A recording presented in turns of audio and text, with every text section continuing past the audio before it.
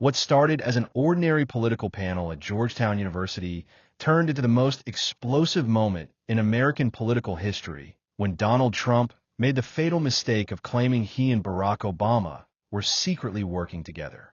The words Obama and I are actually collaborating. Everything we tell the public is just theater, hung in the prestigious university's historic auditorium like a confession of the century's biggest political deception. The 78-year-old former president was claiming that he and Obama had been conducting secret meetings, that all their political battles were fake, and that they had been deceiving the American people together for years. But there was a figure sitting in the darkness of that auditorium, Barack Obama himself, the man who had spent the last 8 months systematically documenting Trump's lies and who now possessed audio recordings that would completely destroy Trump's credibility. And Trump had no idea until Obama stood up and said, "Donald, I think you have some explaining to do." The morning of November 12, 2025, Georgetown University's Healy Hall was buzzing with anticipation for what had been billed as the future of American political discourse. A panel discussion featuring prominent political figures discussing the evolution of democratic dialogue in the digital age. The university's historic Gaston Hall, with its soaring ceilings and classical architecture, had hosted presidents, prime ministers, and Nobel laureates over its century-long history. Today, it would witness something unprecedented in American political theater. The panel had been organized by Georgetown School of Foreign Service as part of their annual Democracy in Action Symposium. The original lineup included former cabinet members, congressional leaders, and academic experts discussing how social media and partisan polarization had changed political communication. But when Donald Trump's team reached out requesting to participate, the university saw an opportunity for a truly significant discussion about political rhetoric and its consequences. Trump, now 79 and having left office over 4 years earlier, had spent his post-presidency alternating between legal battles and attempts to maintain political relevance. His social media presence remained inflammatory, his rally speeches continued to draw crowds, and his influence over the Republican Party persisted despite multiple electoral defeats. But recent polls showed his popularity waning, even among his base, as younger conservative voices began questioning his methods and messaging. The Georgetown invitation represented something Trump desperately needed: academic legitimacy and access to an educated, diverse audience that might help rehabilitate his image among moderates and independents. His advisors saw it as an opportunity to present a more thoughtful, presidential version of Trump, one that could engage in substantive policy discussions without the bombast and controversy that had defined his political career. What Trump's team didn't know was that the university had extended a private invitation to Barack Obama to attend the event as an observer. Obama, who rarely appeared at political events that might seem partisan, had initially declined. But when his staff informed him about some of the claims Trump had been making privately about their relationship, the former president changed his mind. For months, Obama had been hearing reports from mutual acquaintances, journalists, and even some Republicans that Trump had been privately claiming the two former presidents were in regular contact and had developed a secret working relationship. The stories varied in their details, but they consistently portrayed Obama as being complicit in Trump's political strategies and supportive of his approach to governance. The claims weren't just politically damaging, they were completely fabricated. Obama and Trump had barely spoken since the 2020 transition, and their interactions have been limited to the minimum required by protocol and courtesy. There have been no secret meetings, no private consultations, and certainly no collaboration on political messaging or strategy. Initially, Obama had chosen to ignore the rumors, following his post-presidential practice of avoiding public feuds and letting his record speak for itself. But as the claims became more specific and more widely circulated, his staff began documenting them systematically. They collected reports from journalists, recorded conversations with mutual acquaintances who had heard Trump make these claims, and compiled a comprehensive record of the falsehoods being spread. The decision to attend the Georgetown event came after Obama's team learned that Trump had been using these false claims to justify some of his more controversial positions. In private conversations, Trump had allegedly told supporters that Obama had privately agreed with his immigration policies, his approach to foreign relations, and even some of his more inflammatory rhetoric about political opponents. Obama realized that his continued silence was being interpreted as confirmation of Trump's lies. The fabricated relationship was being used to legitimize positions and actions that Obama fundamentally opposed. It was time to set the record straight, and the Georgetown panel provided the perfect opportunity. The event was scheduled for 7 p.m. in Gaston Hall, with doors opening at 6:30. By 6 p.m., a line of students, faculty, and invited guests stretched around the block. The 750-seat auditorium was completely sold out, with another 500 people registered for the live stream. The anticipation was palpable. Georgetown students knew they were witnessing something significant. Trump arrived at the university in his familiar motorcade, flanked by Secret Service agents and campaign staff. He appeared confident and energetic, stopping to shake hands with students and pose for photos. His team had prepared him extensively for the discussion, focusing on policy substance and avoiding the personal attacks that had characterized many of his recent appearances. The panel format called for opening statements from each participant, followed by moderated discussion and audience questions. Trump was scheduled to speak third after a former Secretary of State and a prominent political scientist. The moderator, Georgetown's Dean of the School of Foreign Service, had prepared questions focusing on institutional norms, democratic discourse, and the role of social media in political communication. As the audience filed into Gaston Hall, few noticed the distinguished African-American man in a simple dark suit who took a seat in the back row. Barack Obama had arrived through a side entrance, accompanied only by a small security detail that blended seamlessly with the university's regular security staff. He carried a leather briefcase containing documents and recordings that would soon change the course of American political discourse. The event began promptly at 7 p.m. with welcoming remarks from the university president and an introduction to the evening's theme.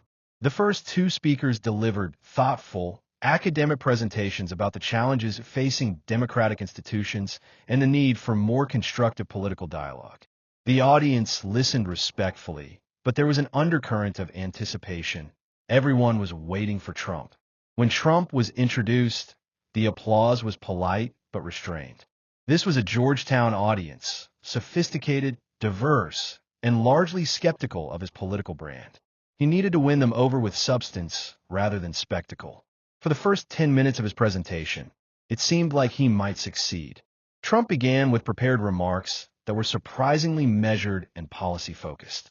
He discussed the challenges of governing in a polarized environment, acknowledged some of the mistakes his administration had made, and called for more bipartisan cooperation in addressing national challenges. The audience seemed genuinely surprised by his tone and substance.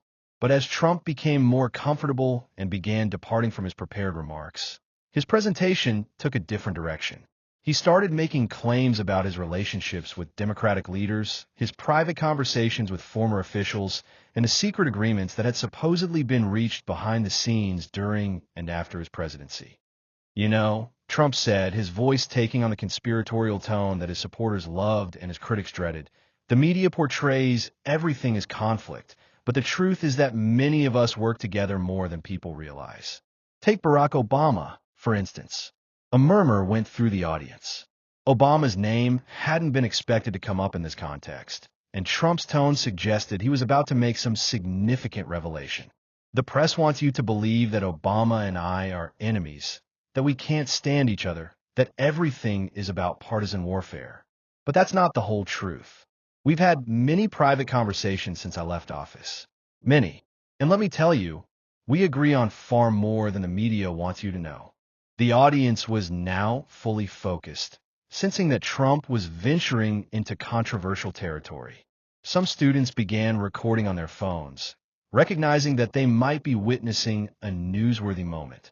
Trump continued, emboldened by the attention he was receiving and falling back into his familiar pattern of making increasingly dramatic claims to maintain audience engagement. In fact, Obama and I have been working together behind the scenes on several issues: immigration policy, foreign relations, even some domestic initiatives. The public disagreements, the criticism, the political theater, a lot of that is just for show. The real work happens in private, and Barack has been very supportive of many of the things we were trying to accomplish. The murmur in the audience had become a buzz of shocked conversation.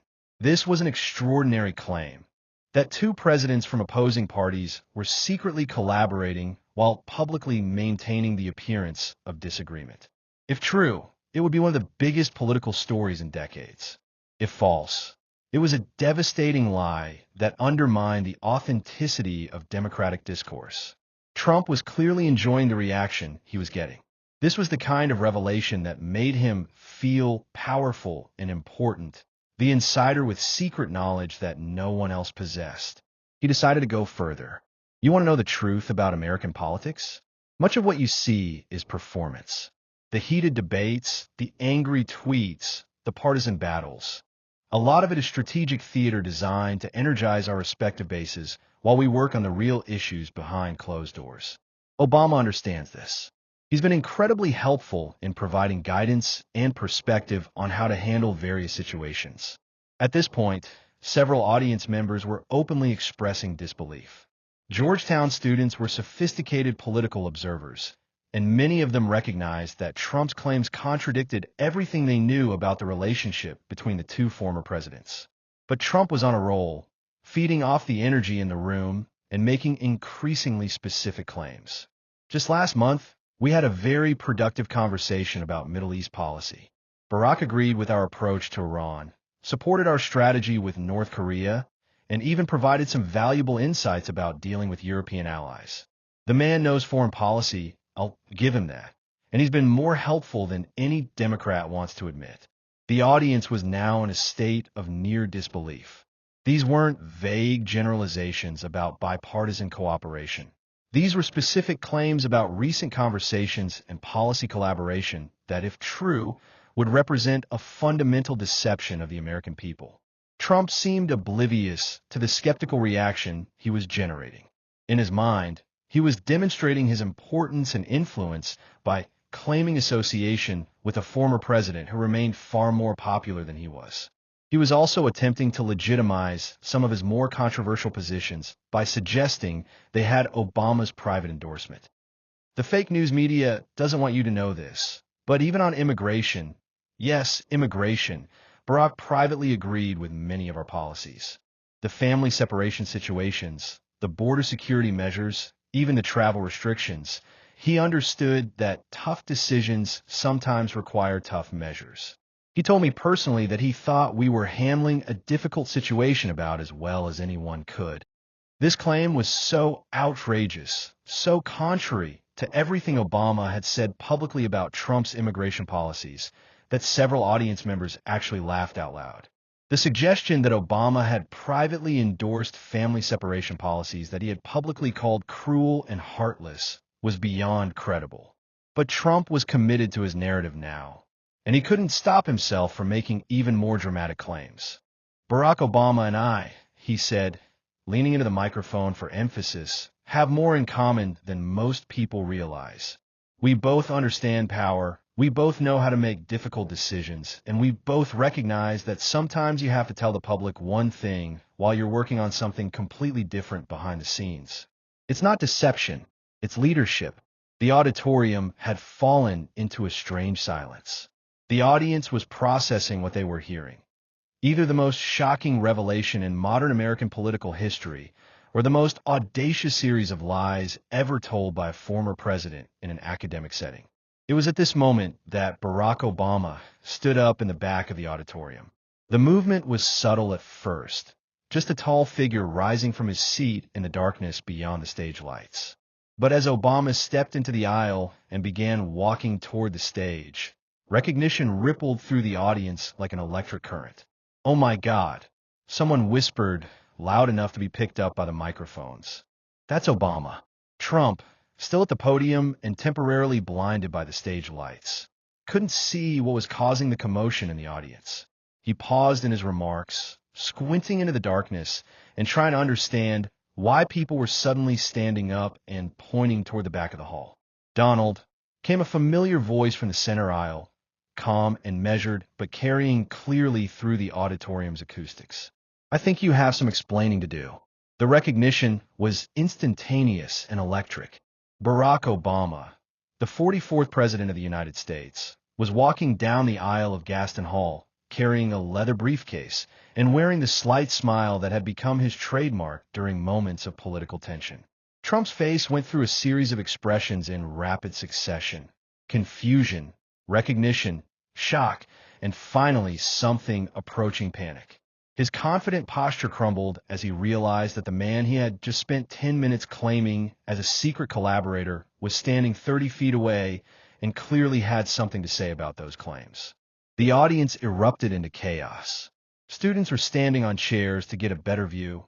Phones were recording from every angle, and the energy in the room shifted from academic discussion to historic confrontation in a matter of seconds. Obama reached the front of the auditorium and addressed the moderator with characteristic grace and formality. "Dean Morrison, I apologize for the interruption, but I believe some clarification is necessary given the claims that have just been made about my involvement in various policy discussions." Dean Morrison, a veteran of Washington politics who had seen plenty of unexpected moments during his career, managed to maintain his composure despite being completely unprepared for this development. "President Obama, of course. Would you like to address the audience?" "I would, thank you." Obama walked onto the stage with the easy confidence of someone who had addressed far more hostile audiences under much more difficult circumstances. Trump remained at the podium, but his body language had completely changed. The commanding presence he had projected moments earlier had been replaced by the posture of someone who suddenly realized he was in serious trouble. Obama placed his briefcase on the table at the center of the stage and opened it slowly, removing a stack of documents and what appeared to be a small recording device. The symbolism was unmistakable. He had come prepared with evidence. "Thank you, Dean Morrison, and thank you to Georgetown University for hosting this important discussion about political discourse." Obama began, his voice carrying the same measured authority that had defined his presidency. "I had planned to observe tonight's event quietly, but the claims that have just been made require immediate clarification." He turned to face Trump directly. "Donald, in the past 15 minutes, you've told this audience that we've had numerous private conversations about policy, that I've endorsed your approach to immigration, foreign relations, and domestic initiatives, and that much of our public disagreement has been theater designed to mislead the American people." Trump tried to respond, but Obama raised his hand in a gesture that was simultaneously respectful and authoritative. "Before you say anything else, I want to share with this audience what our actual relationship has consisted of since January 20th, 2021. Obama picked up the first document from his stack. "This is a complete record of every interaction I've had with Donald Trump since he left office. Phone calls, text messages, emails, in-person meetings, intermediary communications, everything." He held the document up so the audience could see its length, or rather, its brevity. "The total number of substantive conversations, 0. The total number of policy consultations, 0. The total number of collaborative efforts, 0. The auditorium was completely silent except for the clicking of phone cameras and the scratch of reporters' pens. This was the kind of moment that political careers were made and destroyed around. Our only communications," Obama continued, "have been the exchange of formal holiday greetings and 2 brief conversations about protocols for former presidents. That's it. That's the complete record of our collaboration." Trump's face had gone from pale to red as he realized the magnitude of his predicament. He had just spent 10 minutes making specific, detailed claims about conversations and collaboration that apparently had never occurred, and he had done so in front of hundreds of witnesses and multiple recording devices. But Obama wasn't finished.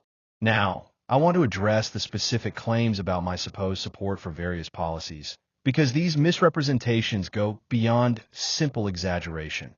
They constitute a fundamental dishonesty about my positions and my character." He picked up a second document.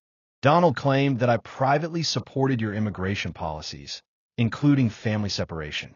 This is not only false, it's the opposite of everything I've said publicly and privately about those policies, which I have consistently described as cruel, unnecessary, and fundamentally un-American. Obama's voice remained calm, but there was an edge of controlled anger that those who knew him well recognized as a sign that he was genuinely outraged. He claimed that I endorsed your foreign policy approach, including your strategies toward Iran and North Korea. Again, this is completely false. I have serious concerns about the diplomatic damage caused by the withdrawal from the Iran nuclear deal and the handling of North Korean negotiations. The audience was transfixed. This wasn't just a political disagreement or a policy debate. This was one former president systematically dismantling another's credibility with documented evidence. But the most devastating revelation was yet to come. Obama reached into his briefcase and removed the small recording device. Over the past 8 months, as reports of these false claims reached my staff, we began documenting them systematically. What I'm about to play for you is a recording of a conversation Donald had with Senator Marcus Whitfield of Tennessee 3 weeks ago. Trump's eyes widened in recognition and terror. He remembered that conversation clearly, and he apparently hadn't realized it was being recorded. For context, Obama explained, Senator Whitfield was questioning Donald about some foreign policy positions that seemed inconsistent with previous Republican orthodoxy. Donald's response was to claim that his positions had my private endorsement. Obama pressed play on the recording device, and Trump's voice filled the auditorium through the sound system. Look, Marcus, I know it sounds crazy, but Obama's been helping me understand these issues better than any of those idiots in my own party. We talk every couple of weeks about international stuff, and let me tell you, the guy knows what he's talking about. He told me that my approach to Iran was exactly what he would have done if he'd had the political courage to do it. The audience gasped. The recording was crystal clear, and Trump's voice was unmistakable. But more than that, the casual way he was lying, the specific details he was inventing about their supposed conversations, revealed a pattern of deception that went far beyond political spin. Obama let the recording continue. The whole resistance thing, the criticism from Democrats, most of that's just for show. Barack told me that privately, a lot of them agree with what we were doing, but couldn't say so publicly because of their base. Politics is all about managing your coalition, and Obama understands that better than anyone. Obama stopped the recording and looked directly at Trump, who appeared to be having difficulty breathing. Donald, not one word of what you just heard is true. Not one word. We have never discussed Iran policy, Democratic opposition, or political strategy. These statements are fabrications, pure and simple. The implications were staggering. If Trump was willing to lie this brazenly about conversations with a former president, what other claims had he made that were equally false? How many of his assertions about private support, secret agreements, and behind-the-scenes collaboration were complete fabrications? But Obama had saved the most damaging evidence for last. There's one more thing this audience needs to hear, he said, reaching for another recording.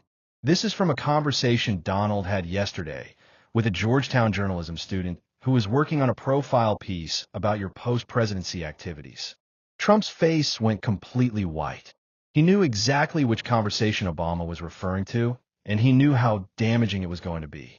The student asked Donald about his claims of bipartisan cooperation and whether he really believed the American people were ready for more collaborative politics. Obama pressed play, and once again Trump's voice filled the auditorium. Look, kid, you want to know the truth? Most of what I say about working with Democrats is bullshit. The base eats it up because it makes them feel like we're winning, like even the Democrats secretly know we're right. Obama hates my guts, and I don't blame him. But if I can convince people that we're secretly working together, it makes me look more legitimate and makes him look like a hypocrite. It's just good politics. The silence that followed was deafening. The audience had just heard Donald Trump admit, in his own words, that his claims about collaboration with Obama were deliberate lies designed to manipulate his supporters and damage Obama's credibility. The student journalist, a young woman named Sarah Chun who was sitting in the third row, stood up and identified herself. That recording was made yesterday afternoon in the Hay Adams Hotel, she said, her voice shaking slightly from the magnitude of what was happening. I was working on what I thought was a routine profile piece for the Georgetown Journal. I had no idea that President Obama would be here tonight or that this conversation would become relevant. Trump tried to speak, but his voice came out as barely a whisper. That recording was supposed to be off the record. Obama's response was swift and devastating. Donald, there is no off the record when you're lying about a former president's positions and claiming fake conversations to legitimize your own political agenda. You've been systematically deceiving the American people about our relationship for months, and you just admitted that it was all calculated manipulation. The audience was now witnessing something unprecedented in American political history. One former president publicly destroying another's credibility with documented evidence of deliberate deception. But Obama wasn't finished. What you've done goes beyond normal political exaggeration or spin. You've fabricated conversations, invented policy agreements, and created a false narrative about democratic cooperation that serves only to mislead your supporters and damage the integrity of democratic discourse. He held up the stack of documents he had brought. I have here records of 12 separate occasions over the past 8 months when you've made false claims about our supposed collaboration. 12 times you've told different people different stories about conversations that never happened, agreements that were never made, and support that was never given. Obama began reading from the documents. February 15th, you told a group of donors in Florida that I had called you to discuss Afghanistan withdrawal strategy. False. March 3rd, you claimed in an interview with Sean Hannity that I had privately agreed with your Supreme Court appointment strategies. False. April 20th, you told a rally in Ohio that I had advised you on how to handle the January 6th investigations. False. The litany continued, each false claim more outrageous than the last. Trump had apparently been systematically lying about Obama's involvement in his post-presidency activities, using the false association to legitimize his positions and maintain his political relevance. May 18th, you claimed that I had endorsed your criticism of the Biden administration's economic policies. June 7th, you said that I had agreed with your characterization of the 2020 election results. July 25th, you told a group of Republican senators that I had privately supported your media strategy. Each revelation hit Trump like a physical blow. His confident demeanor had completely collapsed, and he was now visibly struggling to maintain his composure. All of these claims, Obama continued, were reported to my staff by people who heard you make them. All of them are documented, and all of them are lies. The political implications were staggering. Trump had built much of his post-presidency credibility on the claim that even Democrats privately recognized the wisdom of his approach. The revelation that these claims were fabricated didn't just damage his current standing. It called into question every assertion he had made about bipartisan support or private conversations with Democratic leaders. But the personal dimension was even more damaging. Obama's measured destruction of Trump's credibility was being witnessed by hundreds of people and broadcast live to thousands more. This wasn't a Twitter fight or a cable news argument. This was a systematic dismantling of a former president's honesty and integrity in the most public and humiliating way possible. Trump finally found his voice, but what came out was a stammering attempt at damage control that only made things worse. Barack, look, sometimes in politics you have to. The context of those conversations was different than people take things out of context all the time. Obama's response was swift and precise. Donald, stop. Just stop. You've been caught in systematic deception, and continuing to lie will only make this worse for you and for the office you once held. The phrase, the office you once held, was delivered with surgical precision.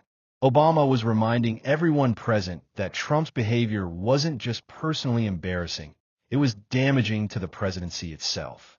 The American people deserve better than fabricated stories and manipulated narratives from their former leaders.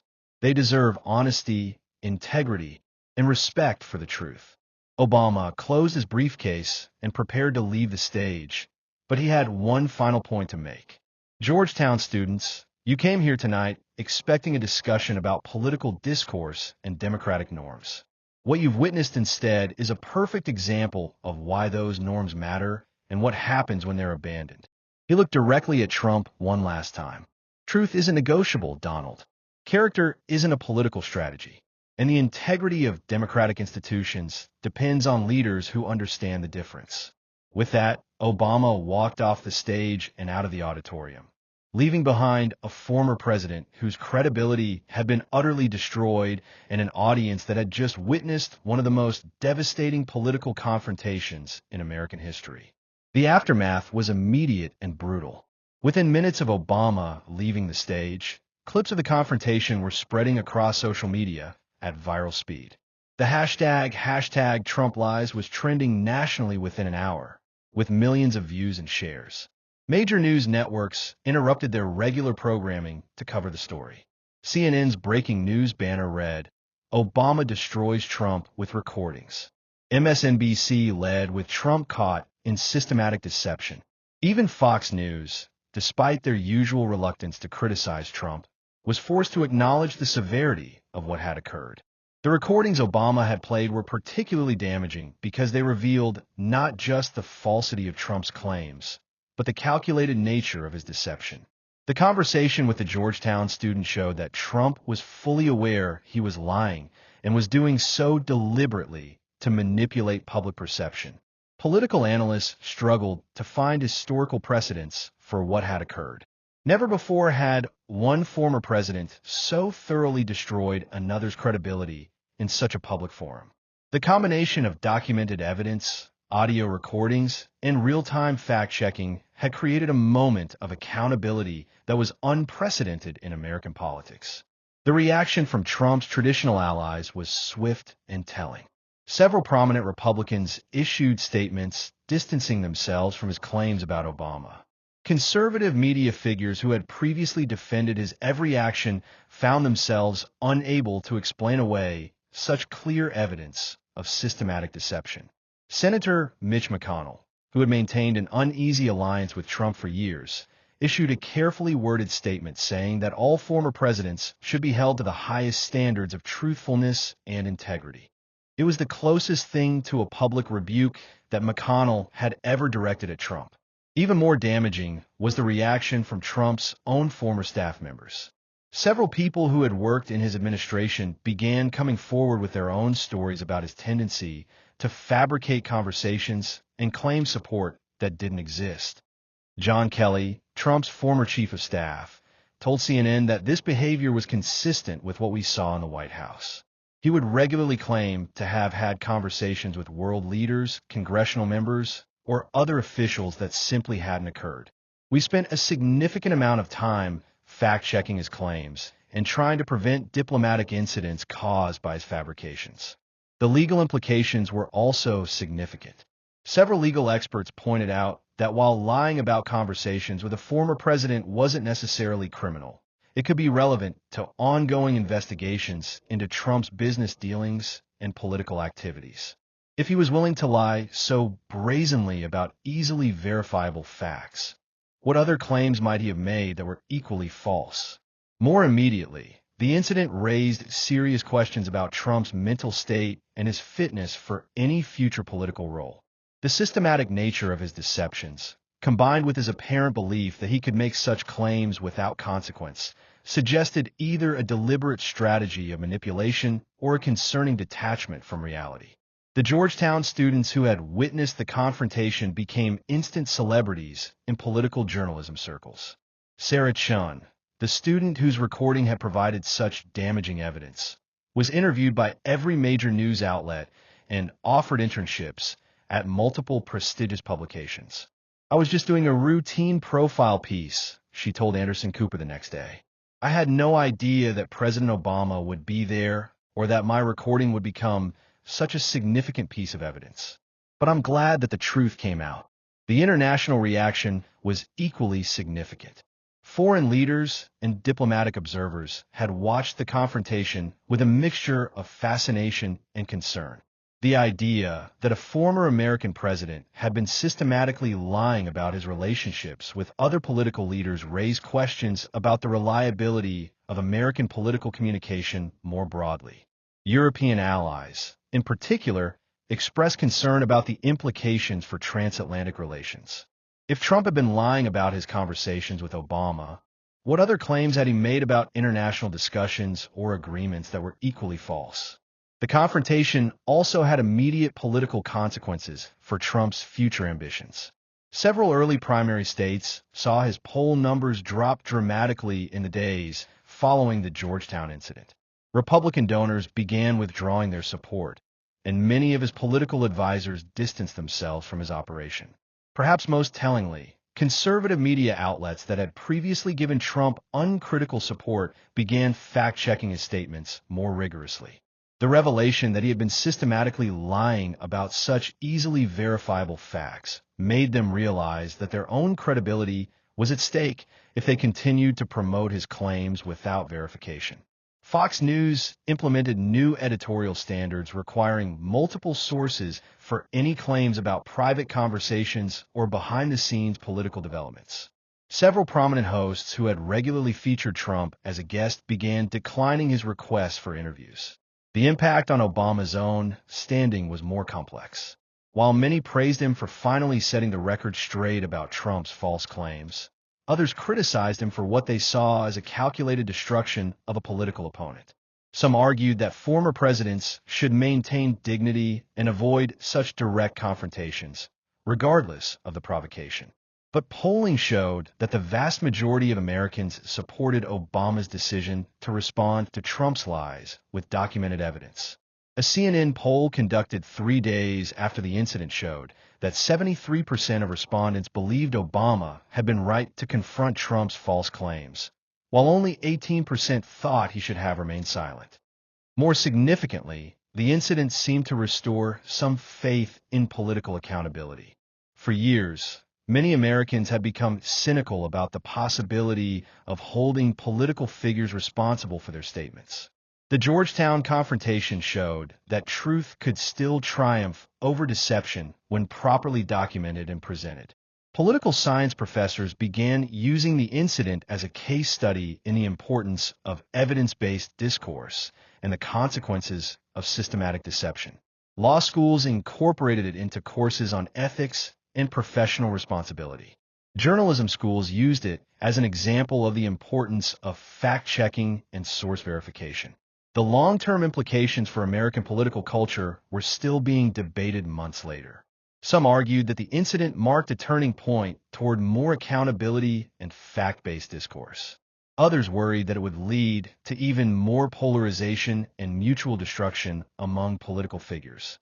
What was clear was that the traditional norms governing former presidents had been permanently altered. The idea that ex-presidents should maintain dignified silence about each other's actions had been replaced by a new expectation of accountability and fact-checking. Trump's response to the confrontation evolved over several weeks, but never approached a genuine acknowledgement of his deceptions. Initially, he claimed that his statements had been taken out of context or misunderstood. Then he argued that political figures often engaged in strategic communication that might not be literally accurate. Finally, he settled on a narrative that portrayed himself as the victim of a coordinated attack by the deep state and the fake news media. But even his most loyal supporters had difficulty reconciling this explanation with the audio recordings of his own admissions. The incident also had broader implications for the 2028 presidential race, even though it was still more than 2 years away. Several potential Republican candidates began distancing themselves from Trump's approach to political communication, emphasizing their commitment to truthfulness and integrity. Democratic candidates, meanwhile, pointed to the Georgetown confrontation as evidence that their party represented a return to honest governance and factual discourse. Obama's methodical presentation of evidence became a model for how politicians should respond to false attacks. The Georgetown University incident became a watershed moment in American political discourse, demonstrating that systematic deception could still be exposed and accountability could still be enforced when the evidence was clear and the presentation was skillful. For Obama, it represented a successful defense of his legacy and reputation against a sustained campaign of lies and manipulation. For Trump, it marked the beginning of the end of his political relevance and credibility. But for American democracy, it provided something even more valuable: proof that truth could still triumph over deception, that evidence could overcome propaganda, and that accountability was still possible in an era of polarization and misinformation. The recordings Obama played that night, the documents he presented, and the systematic way he dismantled Trump's false narrative became a template for future political accountability. It showed that the antidote to alternative facts and systematic deception was patient, thorough documentation combined with strategic, public presentation of the truth. Years later, political historians would mark the Georgetown University confrontation as the moment when American political discourse began to recover from the post-truth era that had characterized much of the 2010s and early 2020s. It hadn't solved all the problems of polarization and misinformation, but it had demonstrated that lies could still be effectively challenged and that truth could still prevail when properly presented. The phrase, "pulling an Obama," entered political vocabulary, meaning to respond to false attacks with systematic, documented evidence rather than emotional reactions or counterattacks. It became the gold standard for political communication and accountability. For the Georgetown students who witnessed the confrontation, it became a defining moment in their understanding of political leadership and democratic accountability. Many of them went on to careers in journalism, politics, and public service, carrying with them the lesson that democracy requires citizens who demand truth from their leaders and leaders who provide it. The empty podium that Trump had abandoned that night became a symbol of what happened when political figures chose deception over truth and manipulation over integrity. But Obama's calm, evidence-based response became an even more powerful symbol of how democracy could defend itself when its institutions and leaders were committed to factual discourse and mutual accountability. The Georgetown University confrontation lasted less than 30 minutes, but its impact on American political culture would be measured in decades. It had shown that individual moments of courage and preparation could reshape entire national conversations about truth, accountability, and the standards Americans should expect from their political leaders. Most importantly, it had demonstrated that in a democracy, no one, not even former presidents, was above the requirement to tell the truth and face the consequences when they didn't. That lesson, learned in a university auditorium on a November evening, would resonate through American political discourse for generations to come.